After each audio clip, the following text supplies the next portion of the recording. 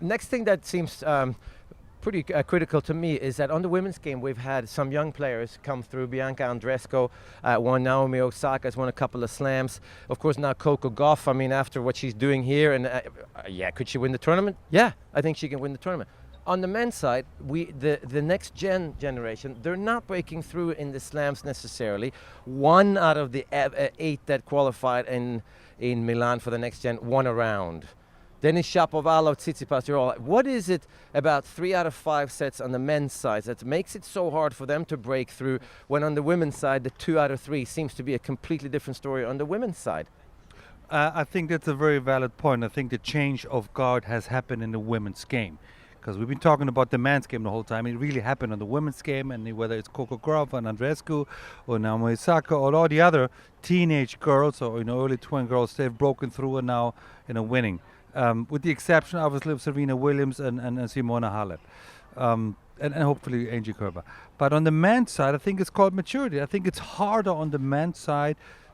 3 out of 5, you come to the Grand Slams, the expectations are high, everybody wants the young Jan, to win, and I think mentally they can't cope with the pressure yet. I don't think it's physically, I don't think it's technically, I think it's mentally they can't cope with the pressure of expectations. I completely agree that it's not physical. And if you look at Shapovalov, he's got the body at his age. Even Ali Asim, the 2 Canadians who I both believe will win slams and both will be in the top 5. But they got bitterly disappointed. I think it's more what Barr said, the mental part of it. But technically, I think they haven't advanced their games enough. Right. I think they think, oh, it's just going to happen. Well, you need to have a plan B or plan C if it's not working particularly well. I mean, when you saw Federer play last night at 38 years old, when he was struggling, Millman's playing out of his mind and really taking it to him, you could see his mind working, trying to figure out, how do I break this guy down? And he tried 4, 5, 6 different things. He'd bring him in with the slice. He'd hit topspin. He'd try to go down the line. He'd move more cross court. He started serving and volleying. He'd bring Millman in. I mean, all those things happened within the match, and he still barely won it. I don't see, like Shapovalov and some of these younger players, making adjustments on the fly, and I think that's what the big thing is right now. But are we helping these kids in the wrong way? Are we worrying too much about technique and hitting great shots? Because you're not going to play well for 5 sets. No one does play a full 5-set match the way they want to play. We saw Novak first round, 6-2, 7-6, 2-6, 6-1. Doesn't matter. He knows how to do it. It seems to me we need them now, because every time we meet, we talk about it, and they're not showing up. Tsitsipas, yes, last year here, but they're not showing up. They're not showing up. At some point, do we want to see wrinkled? Yeah, well, of course wrinkled Roger Federer. We don't want to see where no one wins anything till these guys stop. I mean, it's crazy. You want to see team potentially, God forbid, beat Nadal on clay. You want Tsitsipas to go and win a major, and right now he just looks totally overwhelmed mentally, like he can't do it. Medvedev is the guy to me. He's the guy that mentally gets it. And I remember seeing him last year when he played Djokovic, and it looked like a 12 and under match, in the old days where he's just pushing. And you're like, what in God's name is he doing against someone so sound as Djokovic? But yet he believed in that, and he stuck with it, and he's different, and he's awkward. And they found another gear against Nadal. He didn't win it. It would have been awesome if he had won it, because that would have showed it would have paid off. But he's right there. I don't see the other guys that close right now at all. We need more of that mentality, embracing. Boris, you must have loved this. I know I loved this. But when he was playing a few of those early round matches of the Open, and he did the post-match the interview on the court, and he said, I love when you boo me.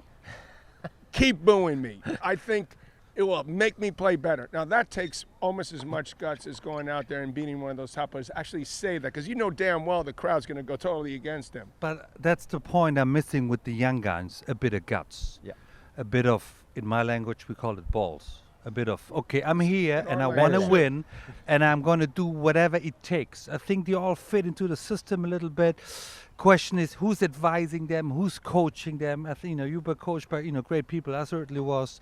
I don't know. I think the whole picture of what do you need to do to win a major is not there with the young guns. They think it's about tennis. It's not about tennis. It's about attitude. It's about putting it out there on the line. And I find there's something missing. That's they will change that, and you want to see the young players beat the top 3 when they're still playing well. You don't want to see Federer here at 45 still winning against somebody in half his age, and I think that's what's lacking a little bit. And I think we should be in the right context a little bit more critical with them to wake them up. I feel like everybody's catering to them and they're all sugarcoating it and they're great in the next gen. They're not winning the majors, and that's not good. Didn't you measure yourself in a way? You came up, obviously Bjorn Borg was so huge in your country, and then I would assume you looked at yourself and you say, am I doing something even close to what he's doing in terms of training, in terms of effort, in terms of what I'm bringing to the table? I know with Connors, when I played him, I go back after the match, I'd look in the mirror and I say to myself, am I trying as hard as this guy? This guy's out there, and every point's like the last point he's ever going to play. And you got to go and you look at a guy like Rafael Nadal, who's like our version of Jimmy Connors back in the day, and the guy brings it every point. And I don't see those other players on a point-in, game-in basis bringing it, every point. And you've got to. These guys are the 3 greatest players that ever lived. I mean, that's the other part that's a problem. They're better than these other guys. Yeah. That is the part that you can't escape. These guys are unbelievable champions. What do you think that, to me personally, we let the ATP and I think the WTA players go too easily after they're done with their career on the PGA tour, the golf tour. We license them to be instructors and so on. And it seems to me that if we, the ATP and the WTA and the ITF, do a better job in licensing, if you've been in the top 200, you should be able to go out and be a teaching pro pretty much anywhere if you go through university, meaning that you could go to a club, kids could stay at home and practice, get some of this skills from home because of the environment with the parents, because there's a good coach in your club. Today, I feel the coaching status is very low, and you have to go to a tennis academy, which costs a lot of money, which at 14 years old is not great if your mom and dad are not coming with you, nor do you want your mom and dad to give up your... So is this something that could be done where I don't want my kid to go anywhere, but I want him to play tennis and do well? You guys didn't go to academy. It's all about the money. Well, is that right? I completely disagree with their approach. I mean, I hear you 100%. I mean, all studies have proven that you're more well-rounded, not only emotionally, but physically, if, say, you played a couple sports. You played what you call football, we call soccer. You play some basketball, you play some tennis. You get to be a teenager, you start focusing in on that. Everyone's like, because to me it's about the money, the clubs and the academies down there.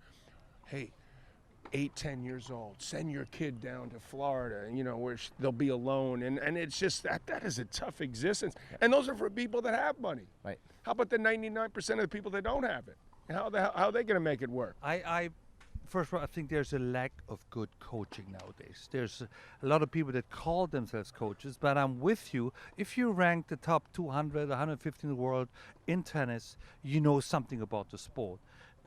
In most other sports, there's, you need to have a coaching badge. There has to be a university where you get your diploma to be called a coach. In tennis, we don't have that. So the idea I like, because I think it qualifies, and when you play the tour for a couple of years, you know the ins and outs of the sport. And I think it would help the younger generation play better tennis at an earlier stage. That's what I mean, yeah. And let me ask Boris something, because I can't remember his name, but your original coach. Boris Breskwa. He coached Steffi Graf. Oh, he did. And he coached But he me. wasn't a player, right? He was an average player. Was he ranked in the top? I guess my point is there are some great coaches that aren't ranked in the top 200. This guy guided you. You just mentioned he also coached Steffi. Well, end of story. This guy's an incredible another German coach. girl called Anke Huber. She made it to the top 10 as well. So he knew what he was talking about. But he was he wasn't in the top 100. Maybe he was 150. I don't remember. But he's still at an at an advanced stage, you can still hit the ball, but he Sure. could definitely teach you a thing or two about tennis, and I think that's where benefited. And I think in the junior tennis, certainly in Germany, because I'm working for the federation, the level of play, and they're 15 and 16, is not good. And I'm trying to change it and talk to the coaches, but it takes forever for them to get it. I'll tell you one thing that I'm impressed by. If you look at Coco Gauff, I mean, who's obviously the future of American tennis on the female side, she looks to be someone who, has her feet up on the ground. I mean, she's a kid, but her game is improving. Yep. From the time she played and lost 3 in love to Osaka at the Open to the time she beat her here yesterday, her serves improved. Everything, She yeah. added more variety to her game. She's willing to come to net. She's working on her game. At 15, we got other guys and girls out there that are in their 20s that don't seem to be working on the variety of their game as much as she is already. Yeah, couldn't agree more.